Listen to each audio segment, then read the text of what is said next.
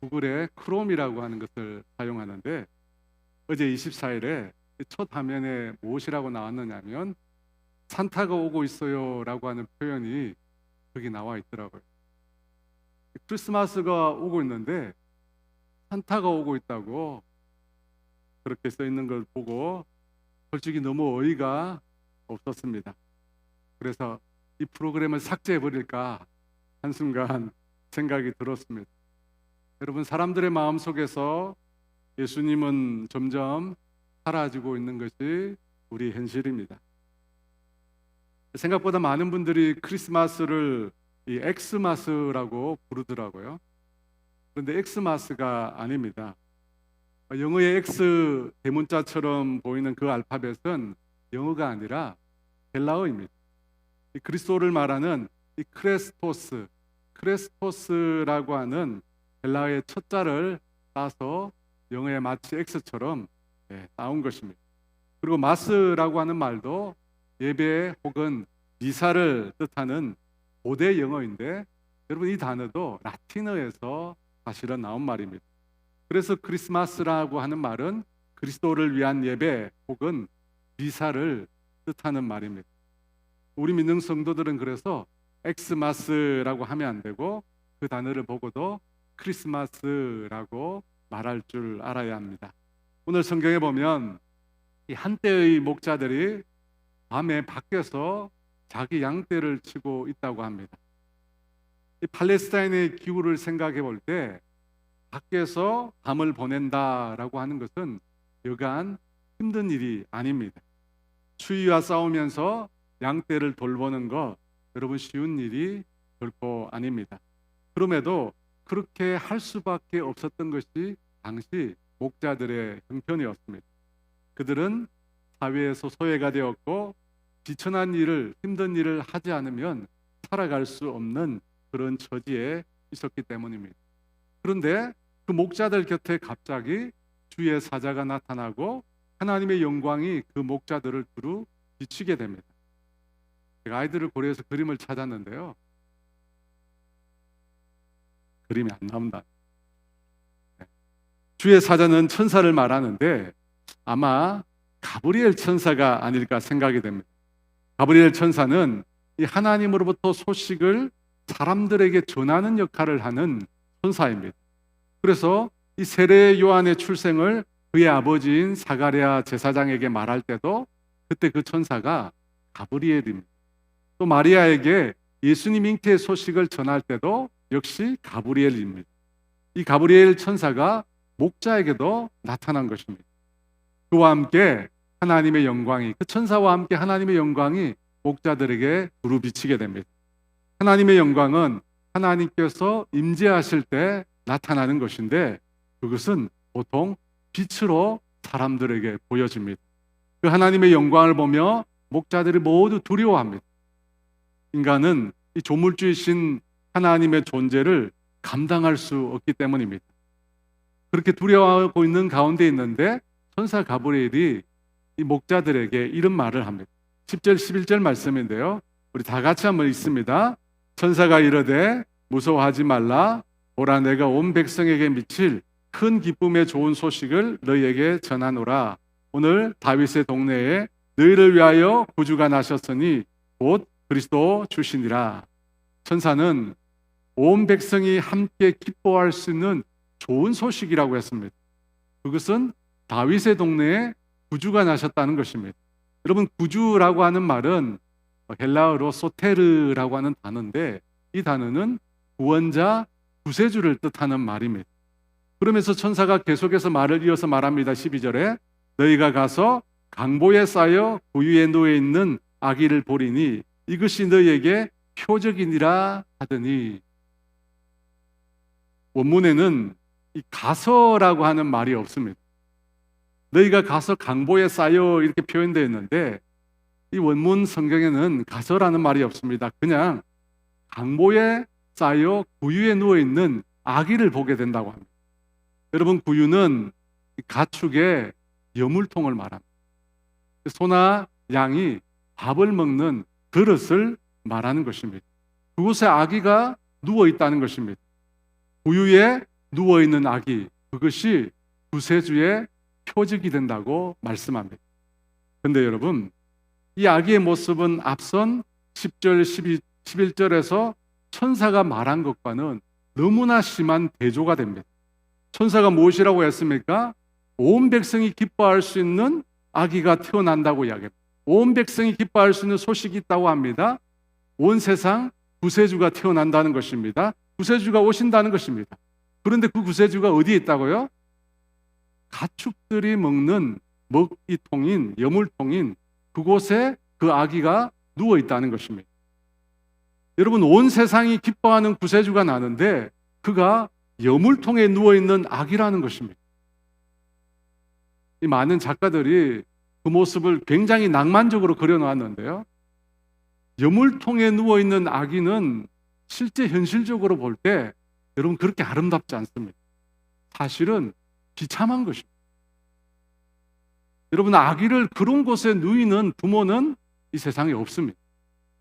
절대 안 누입니다. 여러분이 만약 부모라면 여러분이 갓 태어난 아기를 가축의 여물통에 누이겠습니까? 절대 그렇게 하지 않을 겁니다. 저도 절대 그렇게 하지 않을 겁니다. 아무리 힘들어도 저는 그 아기를 안고 있을 것 같습니다. 그런데 무슨 사연이 있었는지 모르겠지만 요셉과 마리아는 그들이 낳은 아기를 여물통에 부었습니다.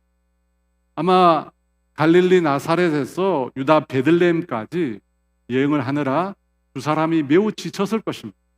만삭이었던 마리아는 아기를 낳은 보니까 두말할 나이도 없었을 것입니다. 그리고 그녀를 부축하여 그곳까지 데려온 요셉도 아기를 안을 수 없을 만큼 심하게 지쳤던 것 같습니다. 그래서 어쩔 수 없이 두 사람은 아기를 여물통에 누였던 것입니다. 로마 황제 아우구스 제2 시절에 이 식민지로 있던 유다 백성들에게 고향으로 돌아가서 고적하라고 하는 명이 떨어졌습니다. 그렇게 한 것은 세금을 더 많이 걷기 위해서입니다. 어쩔 수 없이 모든 유다 백성들이 자기 고향으로 돌아가야만 했습니다. 당시 요셉과 마리아는 이 갈릴리라고 하는 동네에 살았는데 그들이 살고 있었던 그곳에서 그들의 조상인 다윗의 고향인 베들레헴으로 가야만 했습니다. 여러분, 그것은 지금으로 보면 거리로 176km나 되는 거리입니다. 만삭인 아내를 데리고 도보로 가기에는 가깝지 않는 거리입니다. 굉장히 먼 거리입니다. 그뿐만 아니라 이 베들레헴은 다윗의 고향이었기에 호적하러 온 사람들이 아주 많았던 것입니다. 다윗이 왕이었잖아요. 왕으로서 많은 자손을 낳았으니까 상대적으로 적은 동네였던 이 베들레헴은 그 많은 사람들을 다 수용할 수가 없었던 것입니다. 그래서 요셉은 만삭인 아내를 위하여 여관의 방을 얻을 수가 없었던 것입니다. 아마 요셉과 마리아는 매우 가난했던 것 같습니다. 그래서 웃돈을 주고서라도 숙소를 구할 만큼 형편이 되지 못했던 것 같습니다. 사랑하는 여러분, 예수님은 소테르, 온 세상에 구세주로 오셨습니다. 그분은 지극히 존귀하시고 영광스러운 분이십니다. 천군 천사가 그 예수님의 탄생을 두고 하늘에는 영광이요 땅에는 평화로다고 그를 노래했습니다. 그런데 정작 그분은 가축이 먹는 여물통에 누이신 아기로 우리 가운데 오신 것입니다. 너무나 비천하고 연약한 모습으로 우리 인간 가운데 오신 것입니다. 여러분, 온 세상의 구세주로 오신 예수님과 우유에 누워있는 이 아기는 사실 잘 어울리지 않습니다. 너무 매치가 안 됩니다. 그런데 왜 예수님은 온 세상을 다 창조하시고 지으신 그 예수님은 이런 비천한 모습으로 우리 가운데 오신 것일까요? 우리는 이 예수님의 탄생을 통해서, 탄생의 모습을 통해서 하나님께서 이 세상을 구원하는 방식이 무엇인지를 깨달을 수 있습니다. 하나님께서 이 세상을 어떤 방식으로 구원하시느냐라고 하는 것을 우리가 예수님의 탄생을 통해서 알 수 있다는 것입니다.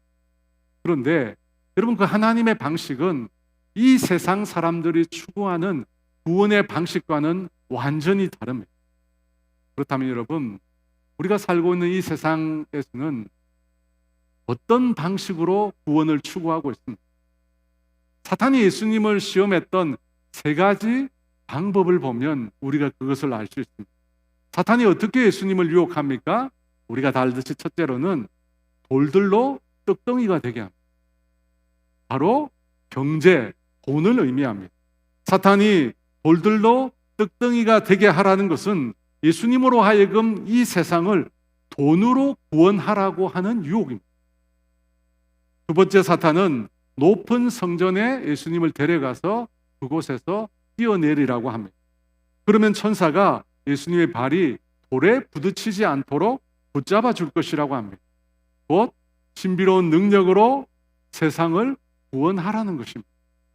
세 번째, 사탄은 천하만국을 다 보여주면서 나한테 절하기만 하면 이 모든 세상을 다 주겠다고 합니다.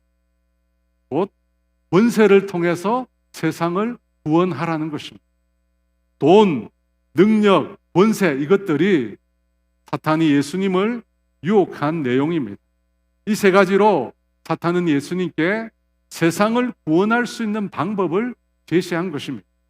내가 만일 하나님의 아들이어든 돈으로, 능력으로, 권세로 세상을 구원하라는 것입니다. 그런데 우리 예수님은 그것을 단호히 거부하셨습니다. 여러분, 구유에 누워있는, 여물통에 누워있는 이 아기의 모습은 어떤 사람들이 말하는 것처럼 목가적이고 낭만적인 장면이 결단코 아닙니다. 가축의 여물통에 누워있는 예수님은 먹이가 되기 위해서 이 세상에 오신 것입니다.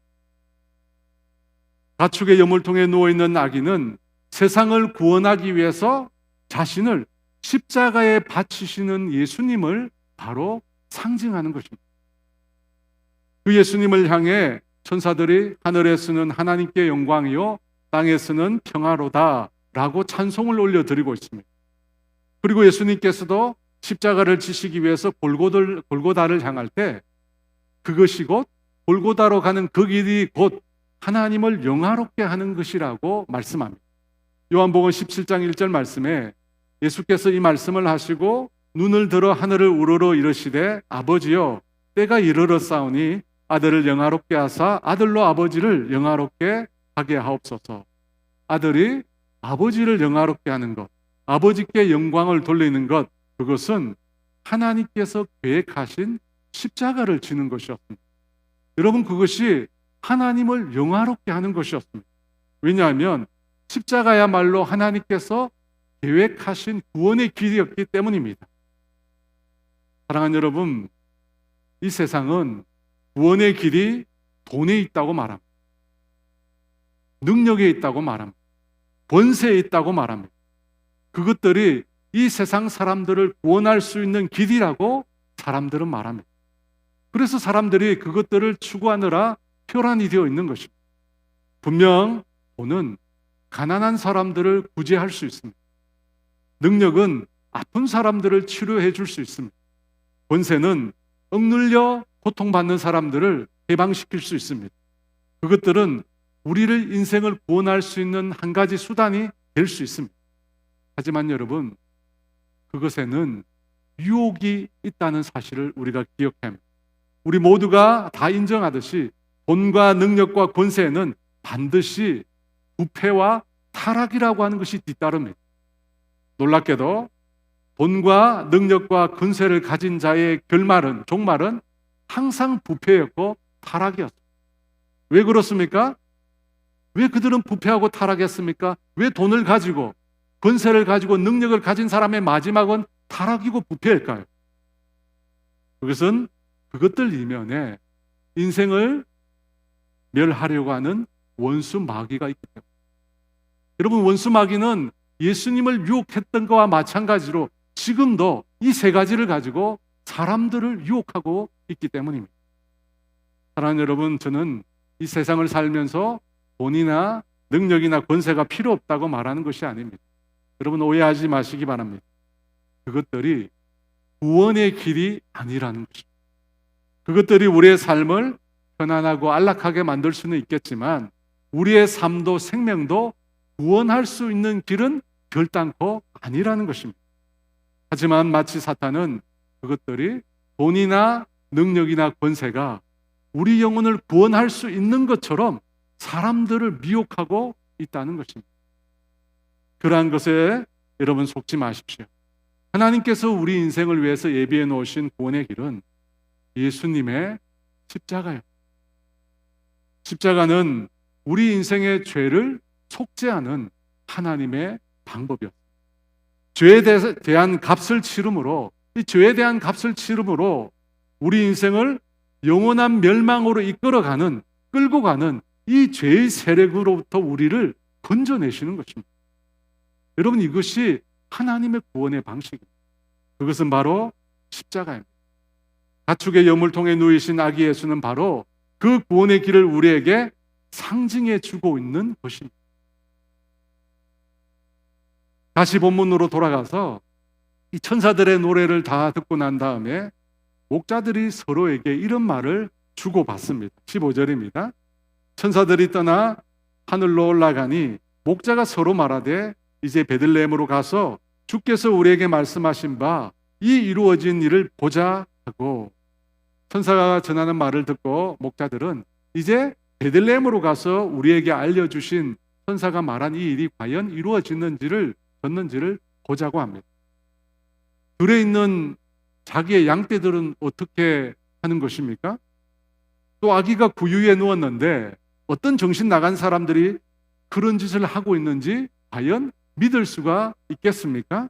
그뿐만 아니라 베들레헴까지는 그 밤에 가기에 결코 가까운 거리도 아니었습니다. 여러분, 우리 생각에 아니 천사가 말을 했는데, 그것도 하늘의 강력한 영광의 빛이 비치면서 천사가 말을 하고 있는데 그것을 어떻게 의심하느냐라고 생각할 수 있습니다. 그런데 너무 말이 안 되니까, 세상을 구원하러 오신 분이 여물통에 누워 있다는 말이 정말 상식에 맞지 않으니까 의심을 품을 수도 있는 것입니다. 그리고 실제로 성경에 보면 천사가 말을 하는데 그것을 의심했던 사람들이 누가복음 1장에 나옵니다. 세례 요한의 엄마인 엘리사벳은 나이가 많고 늙어 아기를 갖지 못하고 있었습니다.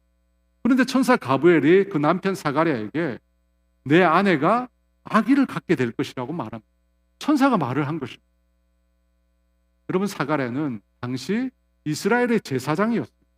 하지만 사가랴는 그 천사의 말을 믿지 못했습니다. 내가 이것을 어떻게 알리요? 내가 늙고 내 아내도 나이가 많으니이다 라고 대답을 했습니다. 그 말은 뭡니까? 불가능하다는 것입니다. 그는 감히 천사의 말을 의심했습니다. 그리고 그 의심의 결과로 세례 요한이 태어날 때까지 그는 말하지 못하는 벙어리가 됩니다. 아브라함의 아내 사라도 그렇습니다. 아브라함이 마므레 상술의 나무 아래 있을 때 그 앞을 지나가는 나그네 3명이 있었습니다. 그들을 보고 아브라함이 그들을 집으로 초대합니다. 아브라함이 그들을 극진히 대접한 후에 이 천사가 사라에게 내년 이맘때쯤에 아들이 있을 것이라고 말을 합니다. 그 얘기를 밖에서 듣고 사라가 속으로 웃게 됩니다. 여러분은 왜 웃었을까요? 사라 자신은 이미 늙고 이미 생리가 끊어진 상태였기 때문입니다. 그래서 불가능한 일이기에, 일어날 수 없는 일이기에, 이해할 수 없는 일이기에 말이 안 된다고 그녀가 웃었던 것입니다. 그런데 여러분, 이 말도 안 되는 상황들을 성경에 보면 믿음으로 받아들인 한 여인이 있었습니다. 예수님이 모친 마리아, 그는 천사 가브리엘로부터 은혜를 받은 자여 내가 잉태하여 아들을 낳을 것이며 그 아들의 이름을 예수라 하라라고 하는 말씀을 듣습니다. 처녀인 마리아는 이해할 수가 없었습니다. 내가 처녀인데 어떻게 아이를 가질 수 있단 말인가? 그때 천사가 성령님이 임하시고 지극히 높으신 하나님의 능력이 너를 덮을 것이라고 했습니다. 지극히 높으신, 곧 창조주 하나님의 능력을 말합니다. 그 능력은 말씀으로 세상을 지으신 능력입니다. 그 능력이 마리아에게 임할 것이라고 합니다. 그렇게 되면 그녀가 아기를 갖게 될 것이라는 것입니다. 여러분, 그 말을 들은 마리아의 반응이 무엇이었습니까? 누가복음 1장 38절에 이렇게 말합니다. 우리 다 같이 읽습니다. 마리아가 이르되 주의 여종이오니 말씀대로 내게 이루어지이다. 말씀대로 내게 이루어지이다. 여러분, 이 표현은 무슨 뜻일까요? 100% 믿습니다. 믿기에 그 말이 이루어질 것입니다. 라고 하는 뜻일까요? 그렇지 않습니다.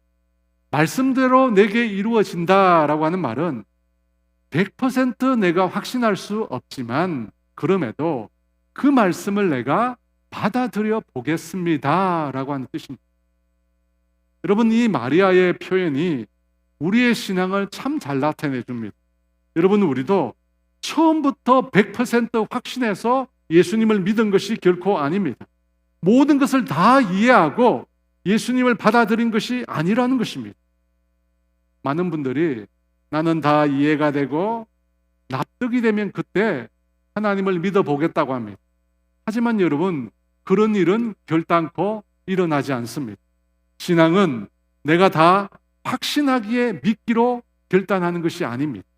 다 믿어지지 않지만, 말하는 것이 다 믿어지지 않지만 내가 돌다리를 두드리는 심정으로 하나님의 말씀을 받아들여 보겠다는 것. 확신이 다 안 들지만 그렇게 말씀하시니까 그 말씀을 한번 제가 받아들여 보겠다는 것입니다. 여러분, 이것이 우리 신앙의 시작입니다. 신앙은 이해, 납득, 이것이 먼저가 아닙니다. 받아들이는 것이 먼저입니다. 놀랍게도 우리가 그렇게 하나님을 받아들이면, 하나님의 말씀을 우리가 받아들이면 놀랍게도 그것이 이해되기 시작한다는 것입니다. 이전에는 전혀 납득할 수 없었는데, 받아들일 수 없었는데 말씀을 받아들이는 그 순간부터 그 말씀이 깨달아지는 것입니다. 여러분, 이것이 신앙의 순서입니다. 여러분, 처음부터 다 믿어지는 사람이 어디 있습니까? 온갖 의심과 불신이 다 우리에게 들어옵니다. 그런데 받아들이니까 놀랍게도 믿어지더라는 것입니다. 왜냐하면 우리가 받아들이는 그 순간부터 하나님께서 우리의 삶 가운데 역사하시기 때문입니다. 그래서 여러분, 중요한 것은 받아들이는 것입니다. 주님은 우리에게 지금 그것을 요구하고 계십니다. 다 믿어지지 않더라도, 다 확신하지 못하더라도 성경에 나오는 일들을 어떻게 다 받아들입니까? 그렇더라도 그 말씀을 받아들여 보라는 것입니다. 그때부터 믿어지는 역사가 일어난다는 것입니다. 제가 본문 12절을 말씀하면서 너희가 가서 강보에 쌓여 고유에 누워있는 아기를 보리니 이것이 너희에게 표적이니라 라고 하는 말씀을 하면서 원문에는 가서라고 하는 말이 없다고 했습니다. 천사들은 가라고 하는 말을 하지 않은 것입니다. 그런데 목자들은 서로에게 어떻게 합니까? 15절 하반부에 이제 베들레헴으로 가서 주께서 우리에게 알리신 바 이 이루어진 일을 보자 하고 그들 스스로가 가자고 결정한 것입니다. 천사들이 가라고 한 적이 없습니다. 천사들은 강보에 쌓여 구유에 누워있는 아기가 있다는 것입니다. 가서 그것을 보고 확인하는 것은 목자들의 문제인 것입니다. 양떼는 어떻게 하고 어떻게 그 영광스러운 구주가 구유에 누워있대? 믿을 수 없고 이해할 수 없는 상황인데 그럼에도 불구하고 그들은 가보자고 한 것입니다. 여러 가지 갈 수 없는 상황이 있었습니다. 믿고 싶지 않는 상황들이 있었습니다. 그럼에도 먼저 받아들여 보자는 것입니다. 비록 멀리까지 가서 헛고생할 수도 있겠지만 그래, 우리가 한번 가보자는 것입니다. 여러분, 목자들의 눈에 구유에 누워있는, 여물통에 누워있는 아기가 보였던 것이 결코 아닙니다. 아기의 울음소리가 그들에게 환청으로 들렸던 것도 결코 아닙니다. 그냥 말씀을 듣고 가보자고 한 것입니다. 그 결과 그들은 메시아를 만나게. 20절 말씀입니다. 다 같이 있습니다. 목자들은 자기들에게 이르던 바와 같이 듣고 본 그 모든 것으로 인하여 하나님께 영광을 돌리고 찬송하며 돌아가니라. 여러분, 만약에 목자들이 의심을 먼저 했다면 그들은 평생 예수님을 만나지 못했을 것입니다. 천사들의 말을 들었지만 자기들 생각에 왜 세상의 구세주가 여물통에 나겠느냐, 말도 안 된다, 이해할 수 없다 라고 생각하고 가지 않았다면 예수님을 만나지 못했을 것입니다. 오늘 이 예배 시간에 참여하고 있는 분들 중에도 그런 생각을 가지고 계신 분이 반드시 있을 겁니다. 나는 믿을 수 없다고. 신이 어떻게 인간이 되냐고. 예수님이 십자가에 죽은 그 일과 나하고 무슨 상관이냐고. 말도 안 된다고. 납득할 수 없다고 생각하는 분이 반드시 계실 것입니다. 그런데 여러분, 그런 여러분의 생각과 똑같은 생각을 가진 성경의 인물들이 있었다는 사실을 여러분 기억하시기 바랍니다. 그들도 말이 안 된다고 생각했습니다. 어떻게 처녀가 아이를 낳느냐고. 말도 안 된다고. 무슨 구세주가, 세상을 구원할 자가 여물통에 날 수 있느냐고 그들도 생각했습니다. 여러분, 충분히 그렇게 생각할 수 있습니다. 하지만 마리아는 그럼에도 불구하고 그 말씀대로 내게 이루어지다라고 그 말씀을 받아들였습니다. 목자들도 가서 우리에게 이루어진 일을 그 한 번 가서 확인해 보자 라고 그들도 했습니다. 그들은 의심이 들지만 100% 믿을 수는 없지만 한번 받아들여 보기로 결정한 것입니다. 의심보다 먼저 수용이라고 하는 것을 선택했다는 것입니다. 여러분, 그 결과 메시아를 낳게 되었습니다. 그 결과 정말로 구유에 누워 계신 세상을 구원하러 오신 예수님을 만나게 된 것입니다. 사랑하는 여러분, 누구나 처음에는 말이 안 된다고, 이해가 안 된다고 예수님을 믿지 못한 때가 있었습니다. 이곳에 서 있는 저도 마찬가지였어요. 하지만 예수님을 받아들이기로 하니까 그분은 저에게 다가와 주셨고 그분의 말씀을 놀랍게 깨닫게 해주셨습니다. 여러분, 이것이 신앙의 순서입니다. 먼저 받아들입니다. 돌다리를 두드리는 심정으로 먼저 한번 가보자는 겁니다. 오늘 천사가 온 세상에 전한 가장 큰 기쁨의 소식은 예수님의 탄생이었습니다. 그분은 십자가에 죽으시기 위해서 이 세상에 오셨습니다. 십자가에 못 박히시기 위해서 이 세상에 오신 것입니다. 여러분, 그 소식이 인류 역사상 가장 큰 기쁨의 소식입니다. 왜냐하면 그분의 탄생과 죽음이야말로 우리를 영원한 멸망에서 건져주신 놀라운 사건이기 때문입니다. 여러분, 이 기쁨의 소식이 그저 스쳐 지나가는 소식이 아니라 저와 여러분이 붙들 수 있는, 저와 여러분의 심장에 새길 수 있는 진정한 소식이 되기를 주의 이름으로 축원합니다. 아멘. 우리 함께 찬양하도록 하겠습니다. 천사들의 노래가 하늘에서 들리니 산과들이 기뻐서 메아리 쳐흘린다.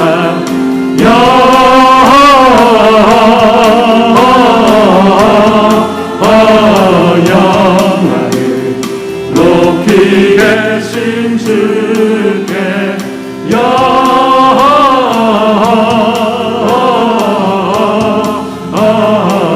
영광을 높이 계신 주님께. 천사 한밤중에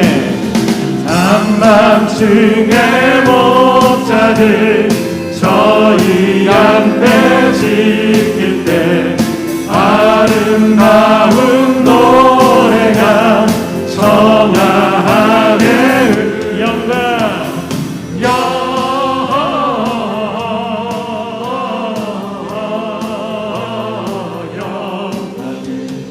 높이 계신 주께 영광을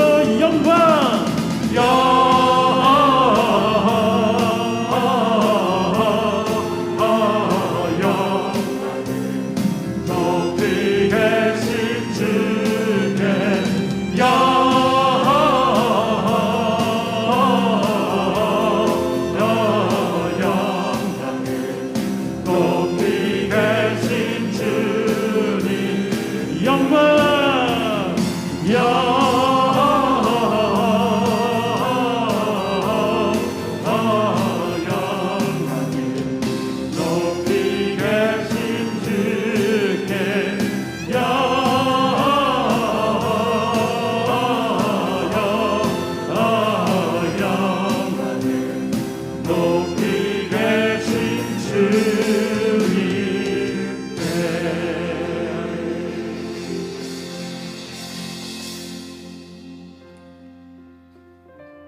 여러분, 인간적인 생각을 가지고 이성적이고 합리적인 판단을 가지고 성경에 나와 있는 사실을 믿을 수 있는 사람은 이 세상에 아무도 없습니다.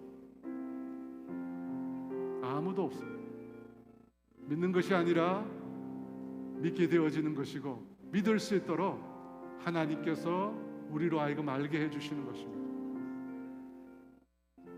누구나 인생을 살아가면서 고통의 시간이 없는 사람은 아무도 없습니다. 힘들고 고통스럽고 죽고 싶은 것들을 생각해 보지 않는 사람은 아무도 없습니다. 다 있습니다. 여러분, 저도 있었습니다. 살고 싶지 않다는 생각을 한 적이 있었어요. 근데 어느 날 저희 어머니가 저에게 산에서 있는 기도원에 가자고 했어요. 고등학교 2학년 때 산에 있는 기도원에 가려고 하는데 혼자 가기 힘드니까 같이 가자고 했어요. 여러분, 저는 그날 정말 가기 싫었어요. 무슨 여름 더운데 왜 그곳에 가야 하느냐. 근데 어머니가 하도 저에게 간청을 하는 거예요. 한번 같이 가보자. 가기 싫었지만 그 어머니의 간청에 못 이겨서 제가 그곳에 갔습니다. 목자들의 심정처럼 가보자고, 돌다리를 두드리는 심령으로 뭔 일이 있는지, 무슨 말을 하는지 한번 가보자고 했습니다. 여러분, 그곳에 간 그날이 제 인생을 바꾸어 놨어요.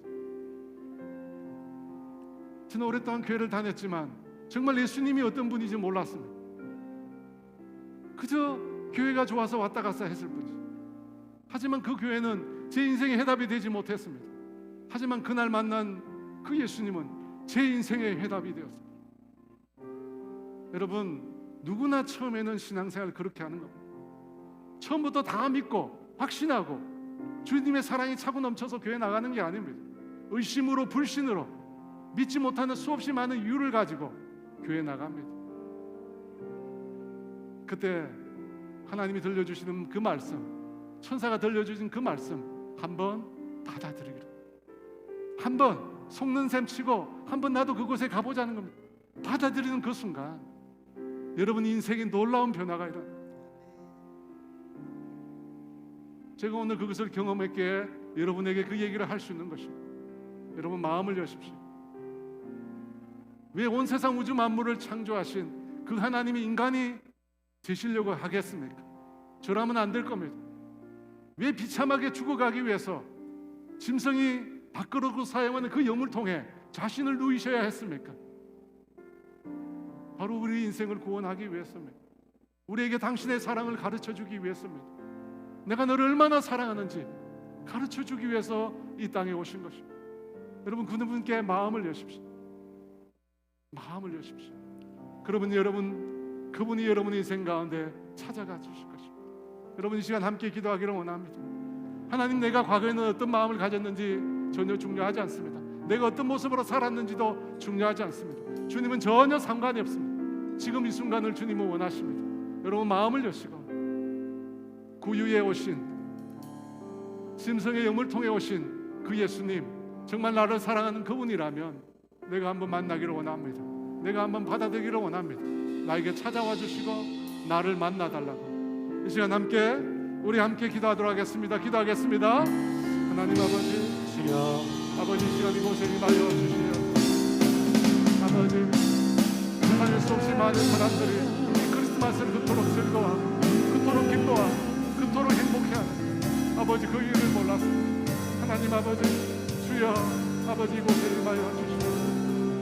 아버지, 천사들의 노래가 울리고 하늘에 있는 영광이여 온 땅 가운데 평화라고 외쳤던 그 찬송을 부르신 그분이 하나님 아버지, 가축이 먹는 염물통 가운데 오십니다. 우리 인생을 구원하기 위한, 십자가로 우리 인생을 구원하기 위한 하나님 자신을 알게 하여 주시옵소서. 아버지, 우리 모두를 하여금 그 사실을 깨닫게 하여 주시옵소서.